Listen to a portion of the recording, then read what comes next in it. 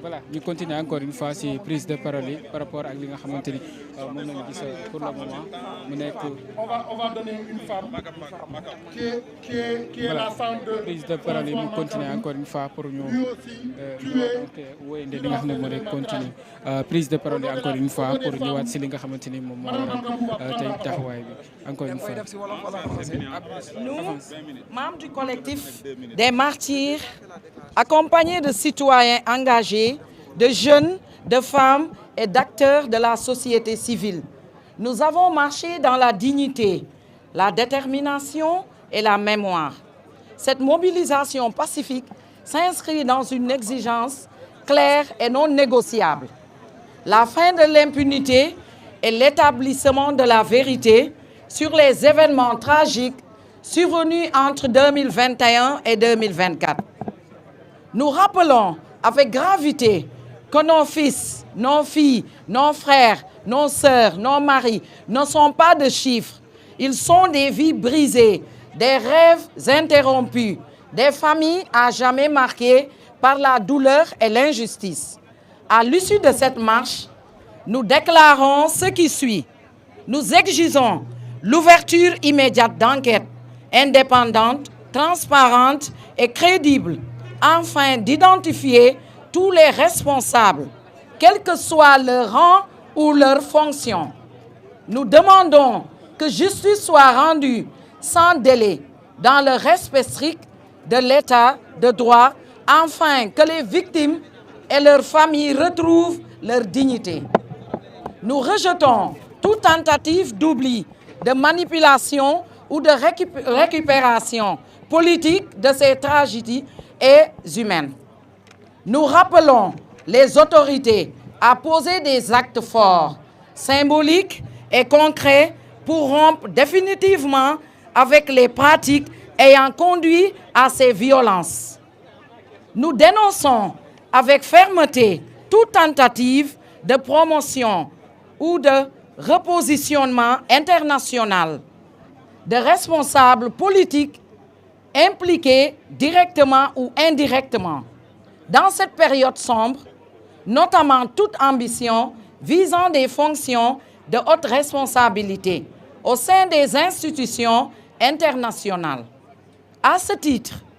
nous considérons qu'aucune candidature à un poste aussi éminent que celui de secrétaire général des Nations Unies ne saurait être moralement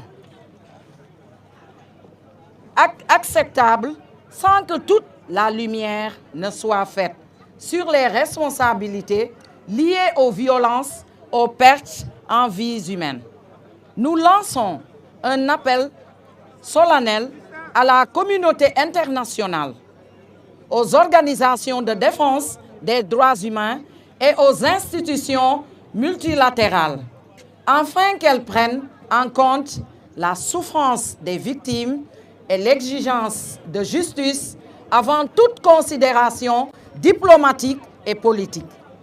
Nous restons mobilisés, unis et déterminés jusqu'à ce que vérité, justice et réparation soient pleinement obtenues.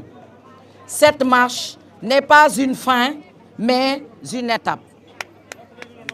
Notre combat est légitime, notre douleur est réelle, notre détermination est totale. Non à l'impunité, justice pour nos martyrs. C'est Madame Mankabo, Clémentine Coly. Clémentine Coly, Madame Mankabou. Donc on va essayer de passer la parole. Voilà, parce que temps bi xoj nañu torop. Temps bi xoj nañu torop.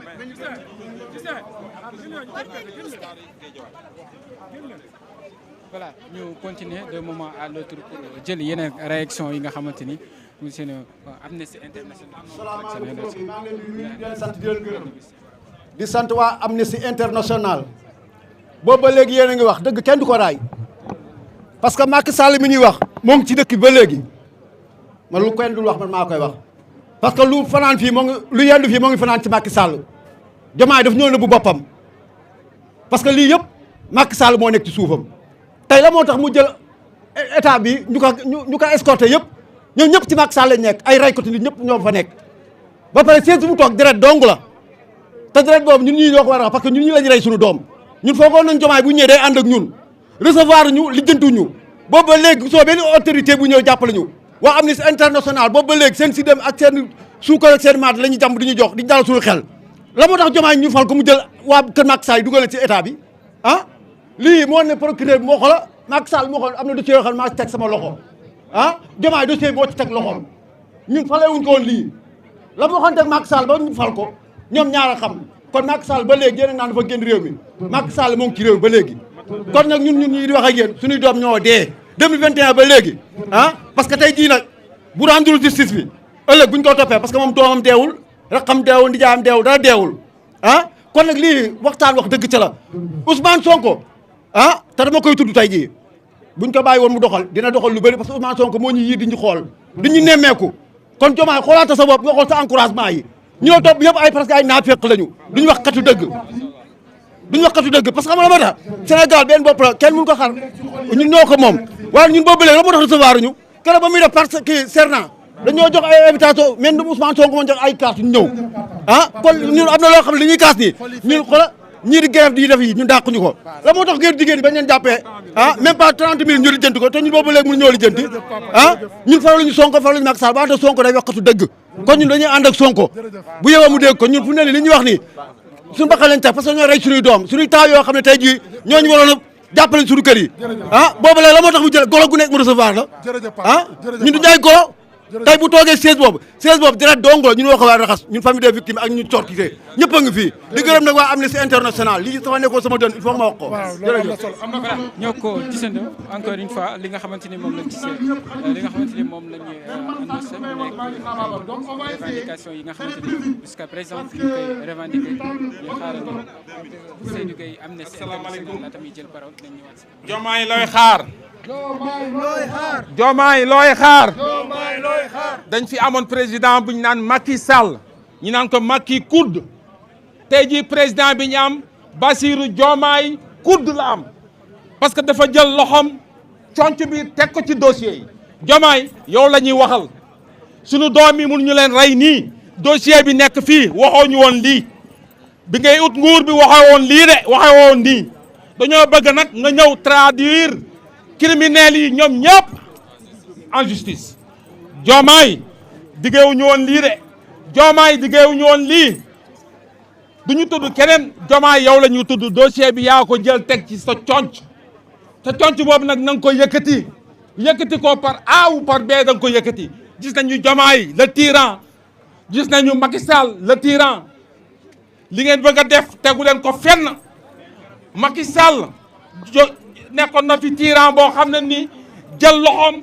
rey suñuy doom rey suñuy sët rey suñuy rak jël concom bi teg ci dossier yi dem yoonam waaye nag Diomaye duñ la may loolu ndax sa conc boobu foo jaar yëkkati ko par A ou par B da nga ko yëkkati ndax loolu la ñu am lu ñu war a wax ak yow merci beaucoup. voilà ba léegi réaction yi mu ngi dem ci voilà gis nañ ñu bëgg a wax bëri na waaye aussi encore une fois ñu xaarandi pour kenn ku si nekk si ñoom mën a jël parole par rapport li nga xamante ni moom la ñu ci pour le moment par rapport ak ba léegi ñu woy ak li nga xamante ni moo di prise de parole yi. merci Pape Abdoulaye Touré man damay ndokkeel Amnesty International di ndokkeel association des victimes parce que boobu ba léegi tàyyiwuñu di fàttali di dajaloo di fàttali nguur gi fi nekk li nga xam ne dafa nekk waru garam moom mooy mu leeral li nga xam ne moo fi xewoon 2021 ba 2024 donc tey ñu ngi 2026 xel commencé na tey yaakaar commencé na yàkkeeku parce que famille victime yi nekk fii tey ak victime yi nekk fii tey ak ñi nekk tey ci nguur gi ñoo àndandoo woon ci ay manifestation ba li xew ci ñu amoon yaakaar trop que ni su nguur gu bees gi bu mu installé woo xëy na dina baral loxoom ba nga xam ni dossier victime yi dinañ ci am ay avancé waaye furaas parce que ñu ngi 2026 ba léegi gisaguñu benn cas bu nga xam ni mun nañ ko jàppee cas emblématique bu ñu traité lu jëm ci wàllu événement socio politique bu 2021 2024 waaye damay continuer di ñaax nguur gi fi nekk xëy na mun nañu wax ni le temps de la justice n'est pas le temps des hommes waaye nag dama leen di fàttali ni su justice amul dina jafe jàmm am ci réew mi donc dossier la mu nga xam ni dañ ko war jël à bras le corps traité ko ni mu gënee comme ça xolu victime yi dal xolu famille yu victime yi dal su dul loolu xëy na yeneen daje daan na fi amaat mobilisation ngir fàttali leen seen responsabilité donc encore une fois je remercie les victimes les associations de victimes qui ont tenu cette organisation qui nous a permis aujourd'hui d'interpeller l'État sur ses responsabilités face à des événements qui se sont passés sous le régime de Macky Sall. De 2021 à 2024, Macky Sall n'a pris aucune disposition pour élucider ces cas. Aujourd'hui, il est parti. Nous vivons le régime Bassirou Diomaye Faye et on a l'impression que les choses ne bougent pas. Donc nous interpellons les autorités de ce pays donc, pour mener des enquêtes sérieuses, mais aussi traduire les auteurs